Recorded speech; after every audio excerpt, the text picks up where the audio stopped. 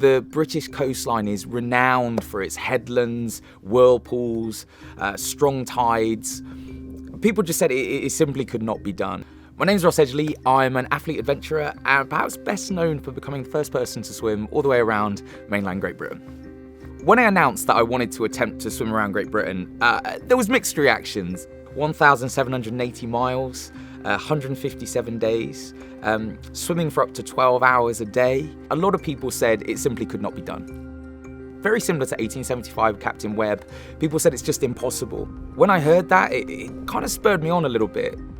I think as we went around the coast, it gathered momentum, and the story of the Great British Swim, people thought, he's crazy enough to potentially do this. I so often get asked about my motivation for the swim, and it changed a lot during every swim, every tide, every hour, and I often say that your reason to continue needs to be bigger than your reason to stop. So when I was swimming in the dead of night, couldn't see my hand in front of my face, it was that dark, I almost refused to think of the end. When I was with the Royal Marines, some of the best advice they gave me was think about the process. So if you constantly think, I'm going to, as efficiently as possible, put one arm in front of the other, and I keep doing that, and I never say quit, the outcome becomes inevitable. Timing was absolutely critical to the whole Great British Swim, in that, in theory, the tide changes every 6 hours. So it doesn't matter if it's 2 o'clock in the afternoon or 2 o'clock in the morning, the tide will change and you either swim with it or you don't. And every time you don't, that's a missed opportunity. We got caught in an Arctic storm coming from Iceland. And even when you start getting around to the North Sea and you've no longer got the warmth of the Gulf Stream anymore, we would find that a lot of advancements in technology were failing us. And so quite often, the best thing you could do is just go back to that Captain Webb era. Like, what was he using? And quite often it was mechanical technology. It was a mechanical watch. And I just think the way that at Bremont we're really fearlessly progressive. That's what we're doing, in that we're, in terms of technology, we were trying to find new ways, really push the boundaries. How deep can you dive with a watch? How far can you go? How cold can it go? Testing it in the most hostile environments is exactly what I'm doing with my body. Without doubt, toughest moment of the Great British Swim has to be Corryvreckan. So, giant whirlpool in Scotland.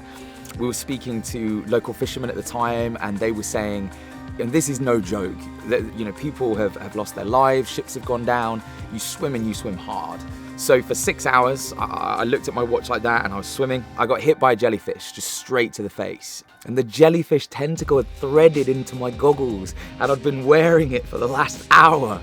And it was, for me, that moment, it was around halfway as well, that I really discovered how ruthless and unrelenting Mother Nature is. It doesn't care if your face has changed shape because you've been stung so many times. The tide will change every 6 hours, and you're either there or you're not. And if you're not, you don't make it around Great Britain. One of the hardest parts was probably swimming at night, just because the best way I can describe it to you is entering a world of complete sensory deprivation. You can't hear anything. Quite often you couldn't see anything. You couldn't see the hand in front of your face. I was nursing sea ulcers where my neck had cut and it wasn't healing.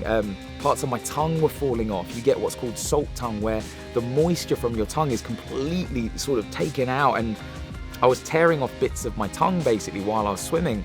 I was just thinking survival. And I think that's the thing with the Great British Swim, is it wasn't just a swim. Quite often you were surviving at sea, you weren't just swimming at sea. Obviously the Bremont slogan being tested beyond endurance, and that resonates with me. I'm a sports scientist, and so often we will test sports science in quite confined and restricted conditions. And the Great British Swim took the sport of swimming and moved it outside of conventional realms.